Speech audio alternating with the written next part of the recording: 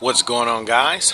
This is Martyrs Brigade 99 coming to you once again with another session of Dark Souls PvP. Alright guys, this is another installment of the Just Another Day in the Burg series. And basically I'm using the same build. And actually I will be using the same build throughout the whole series. Mainly because a lot of this footage was captured in a matter of 2 days. Right? Since I was kind of experimenting with something new, I just figured that I would do a lot of PvP with the build. Right, so a lot of this footage is basically kind of like 2 days of me doing a lot of PvP in the Burg.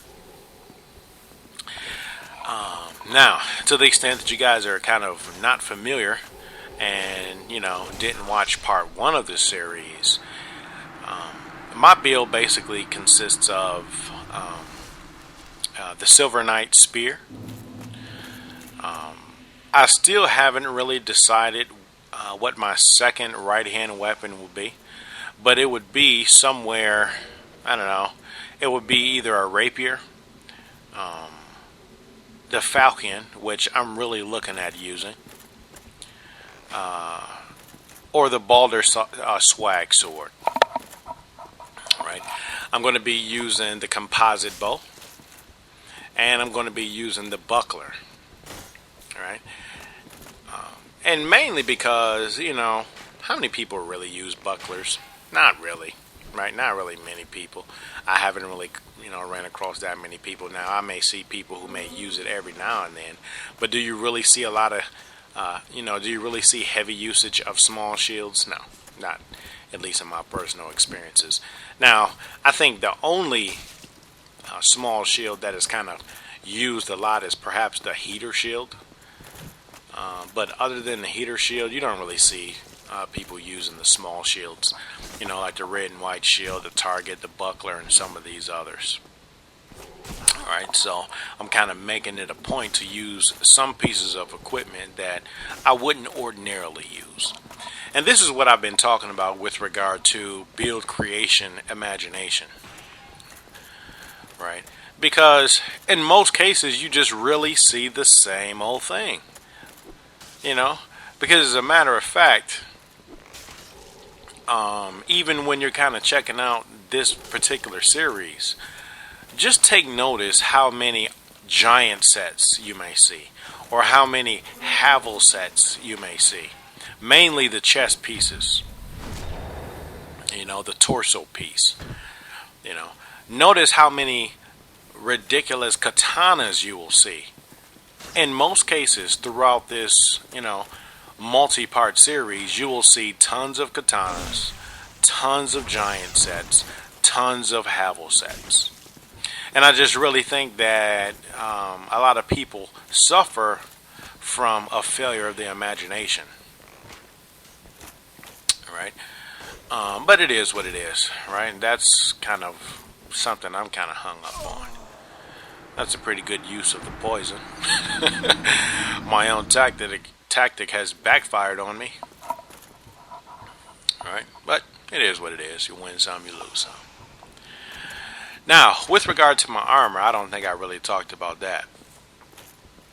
Because I've had a few people comment on my vids, kind of asking, look dude, how come you're not using, the optimal armor? How come you're not using any Havels or any giants? Well, I don't need it. Another thing is, I think a lot of people who use a lot of the Havel sets or the giant set, they really have false confidence in themselves. And this is why I say that. Okay, we have another typical role BSer. Okay, well, let me kind of go back to what I was talking about.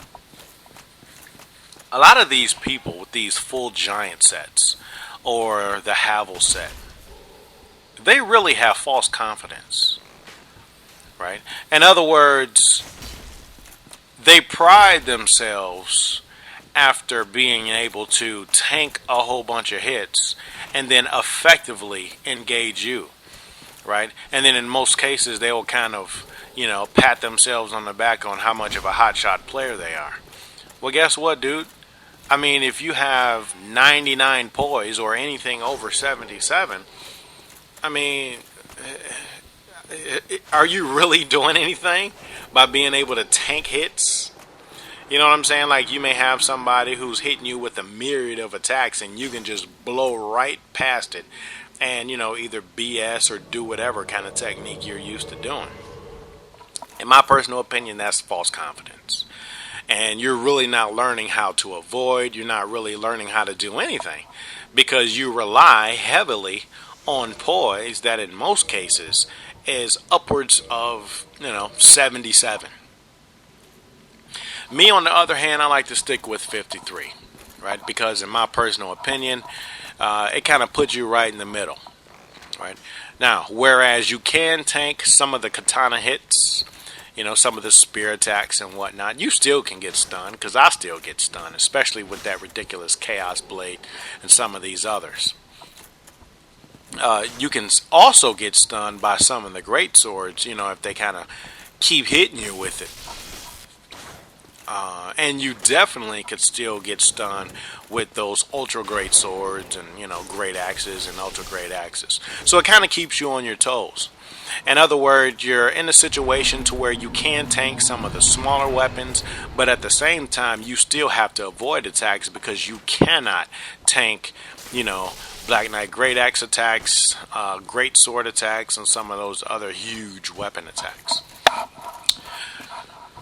Right, so this particular armor set, I kind of use it on a lot of builds, right? Because it puts me exactly at 53 poise, exactly, no more, no less. And as far as what I have read, 53 is pretty much the mark, right? And it's the Elite Armor Helm, the Elite Armor chest piece, the Steel Gauntlets, and the Black Knight, the Black Iron leggings, right? That combination puts you exactly at 53. All right, so back to business. So we have a buff user. So let's see what this guy's going to do. In most cases, the buff users are kind of doing the wild swinging attacks, which is cool. I mean, because I kind of understand they kind of have a minute to inflict as much damage as they can. Okay, and it looks like he's wielding the, Balder swag. So, yep, sure is.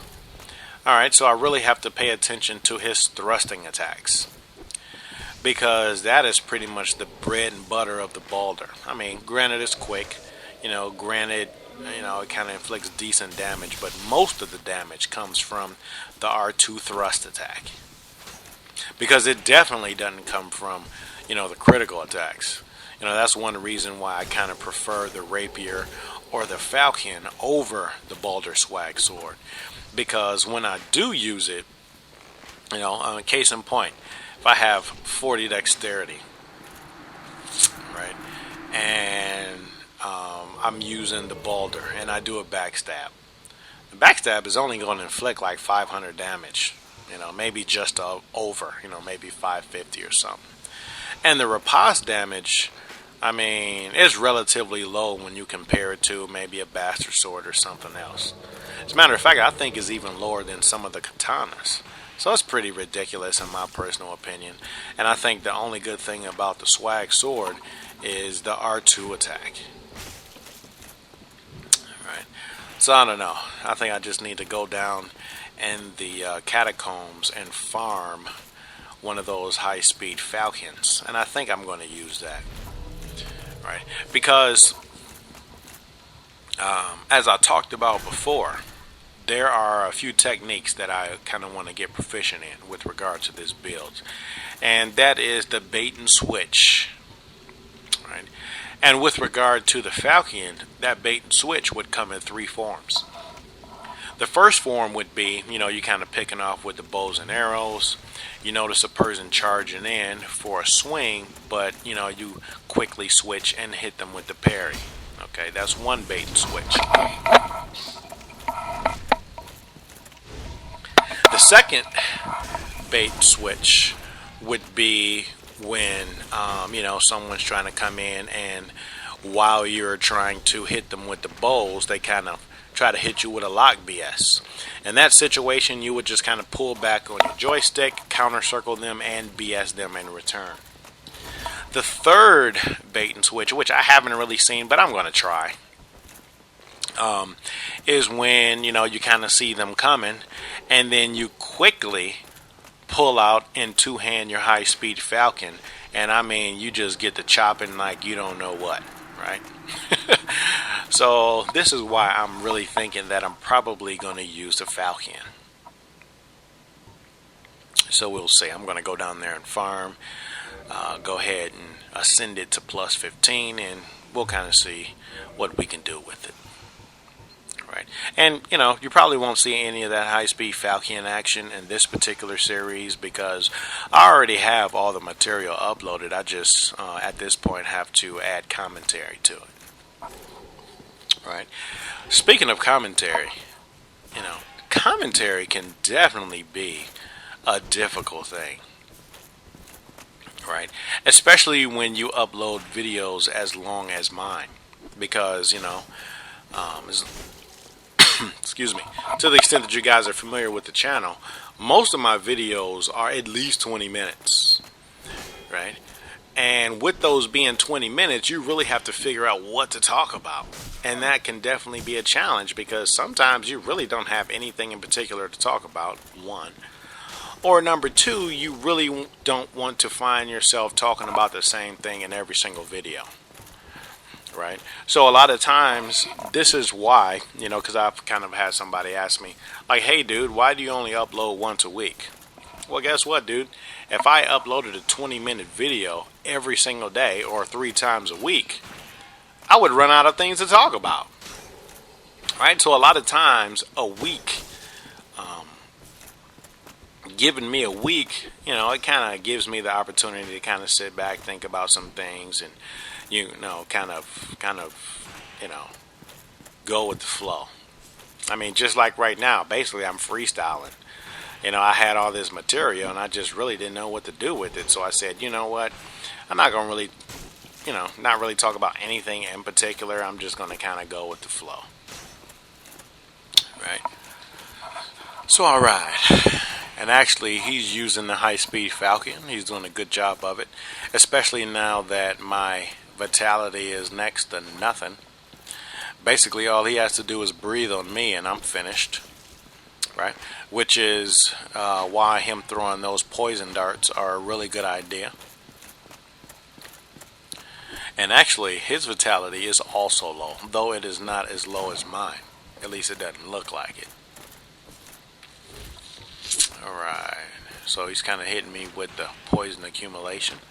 Good thing he doesn't continue to throw them, because I'm pretty sure that as soon as I get hit with the poison, it'll be game over for me. Which I think is going to be game over for me anyway. Right? It is what it is. Alright, so we're back at it.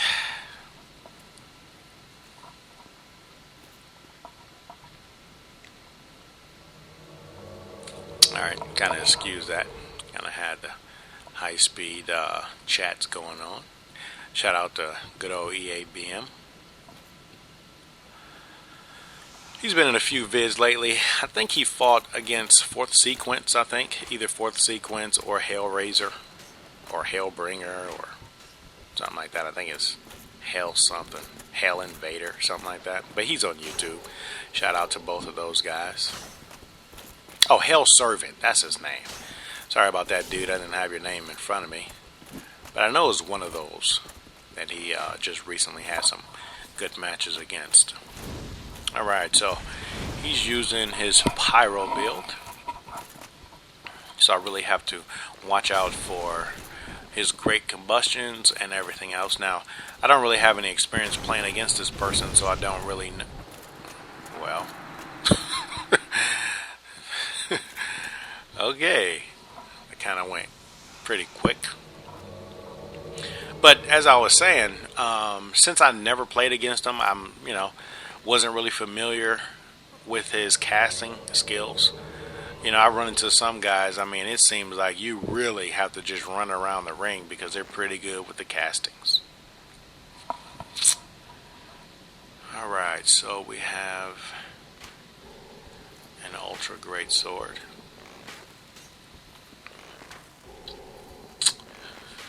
Alright, so let's kind of see what type of tactic this person is going to use. Okay, looks like he's a backstab fisher. Now, why exactly do I say that? Well, let's just kind of look at his movements. Well, that's not an indicator of anything. What is this guy do? What is this guy doing? Like, seriously? Come on, dude.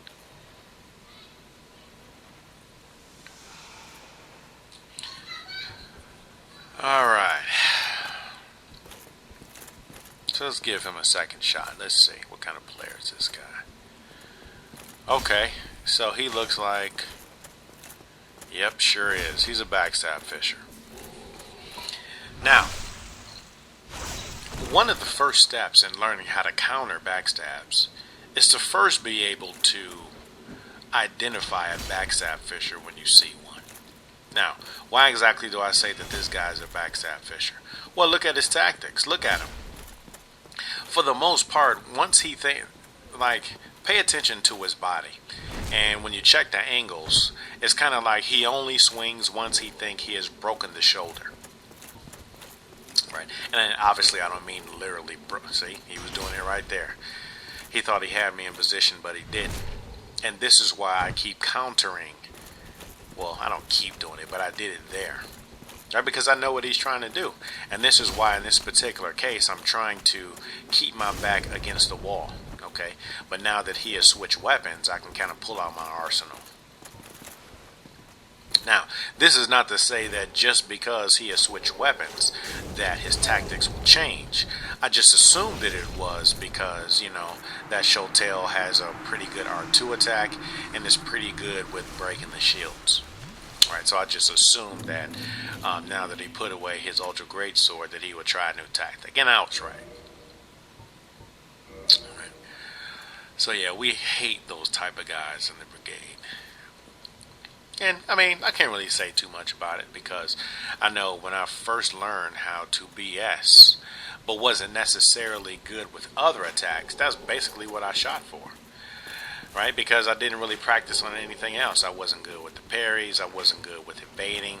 I just said, well, I can basically just shoot in for BS's. Which is why, for the most part, see, I think he's going to do it. Well, he's not doing anything now. Alright, so let's see what kind of player this guy is. He obviously is a pyromancer. Okay. But I have to get a little closer into that sword to see if it's a claymore or an ultra great sword. And I think it is an ultra great sword. What they call the Zweihander, or however you pronounce it. Alright, let's see. Come on, dude. We need a swing. Okay, yes it is. And I kind of figured that. It looked long, but you know, in some cases that claymore can look pretty long. Alright. So this guy is... Does that look like the casting speed of 45 dexterity? I don't really know. But it's quick enough to keep me on my toes. And I can kind of pick them off with the arrows. If you notice, I was able to pop them off with like 2 arrows. Alright. Well, to his credit, I wouldn't say that he's fishing for backstabs. I think he's basically just looking for an opening. But at the end of the day, this is why I'm kind of... Well, I don't have to do anything right now. But that was why I was kind of trying to keep my back against the wall. Because a lot of those guys who wield those ultra great swords, that's basically the tactic that they use. Right. Alright, so we have a buff user. Now we just have to figure out what type of weapon he's using. Okay, so he's using an Astok. Oh, that was nice.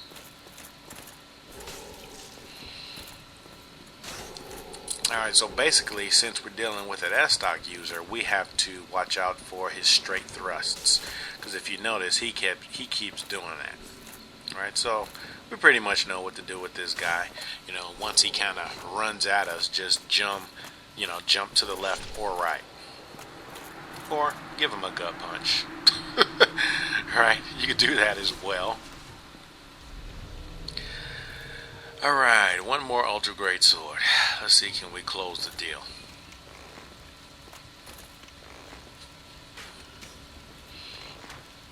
Alright, so this guy is using... Alright, let's see what kind of tactic he's going to use. Okay, well I can't hit him with the bait and switch because instead of slowly coming in and drawing in the distance, he's just flipping to the left and right. Okay, dude. So let me switch tactics because this guy's not really going to do anything. Alright.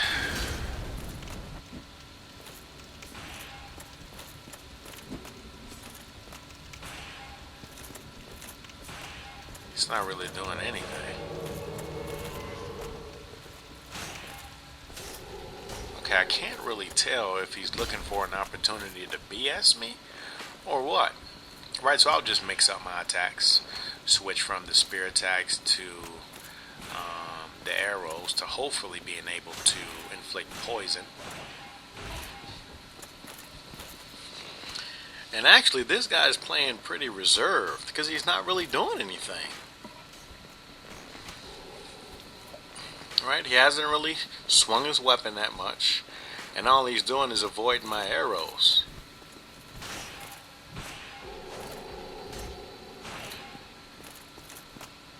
Okay, and actually his lack of action is allowing me to get some good hits in, because if you guys notice, his vitality is next to nothing at this point, which is a good thing. Alright. Nice arrow to the midsection. Alright, so let's see what this person has got to bring to the table. Looks like a claymore.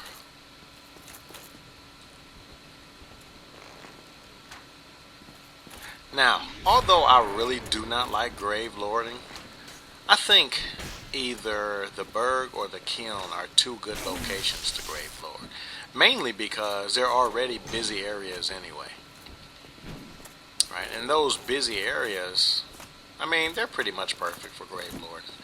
Now, as I've said in the past, I really don't see what incentive you would have to grave lord, because, I mean, really, all you get is an increase of phantoms, in addition to those, what do you call it? Eyes of death, right? But, I mean, you don't really benefit from that. I mean, it's not like, you know, that does anything for you. Now, if you kind of want to use that, you know, grave lord miracle, you know, offering more of those to good old grave lord Needle will strengthen that miracle. But other than that, I mean, what's the real benefit to grave lording? Nothing, in my personal opinion.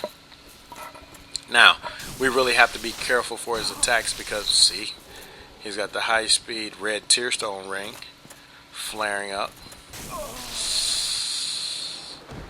Alright. Nice little spinning attack.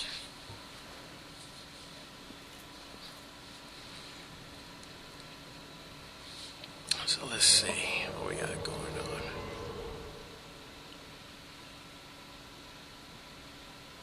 Alright, I have fought this guy several times before. Let's see if he's changed his tactic up. I think this is the guy with the swag sword, if I'm not mistaken.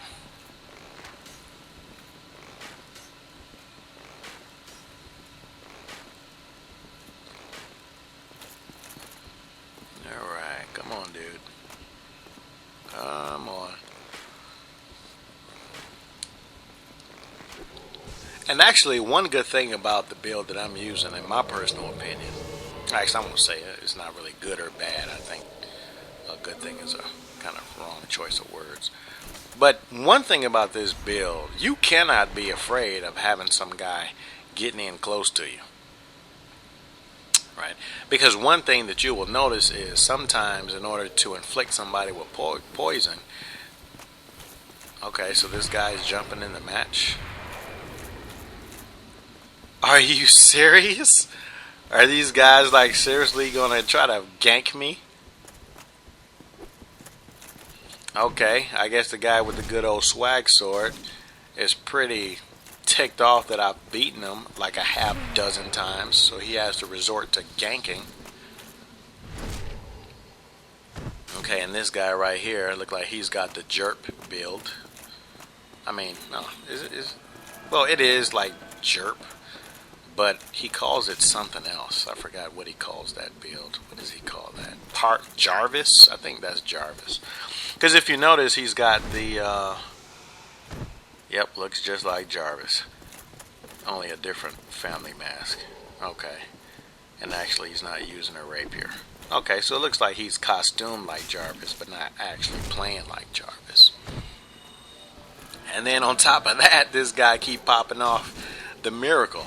So I'm getting killed. You know, and I know I'll probably get somebody saying, hey dude, why are you flasking? You know, I had somebody kind of ask me that. You know, and it kind of struck me because I'm like, dude, are you serious? I'm in a 2v1 situation and you're asking me, the lone player, why am I flasking? That was a pretty interesting question.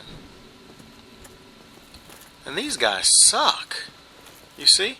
And I'm not saying that I'm doing such a hotshot job, but my thing is, two of these guys can't even beat me. And I don't even have any staggering weapons. I have a spear and a bow. Nothing else. Okay, hit me with a good log BS. And these guys stink, man. I'm just happy they didn't bow. Right, because in most cases, that's what the clowns would do. You know, they'll kind of give you some type of bow afterward. So I'm glad they just kind of did what they did and, you know, took their win and went on with it. Alright, so it looks like this is the last match of this particular video. So let's see. Yet another katana. Why am I not surprised? And a family mask. Why am I not surprised? Whatever.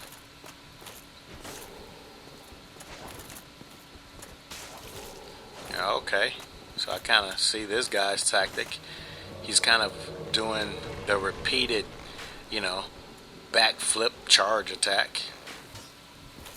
So I kind of have to make sure I watch out for that. But he's inflicted with poison. So hopefully that'll help me out a little bit. In addition to those high-speed spear pokes. Alright guys, well, I'm not going to go ahead and commentate the rest of this. This is the last match. And actually, I don't know if I'm only going to have time to fight this one guy or the guy that's also standing there. But, you know, whatever. Stay tuned to the next part of the series. Are you serious? This is guy like not giving me an opportunity to heal? You guys see what I have to deal with?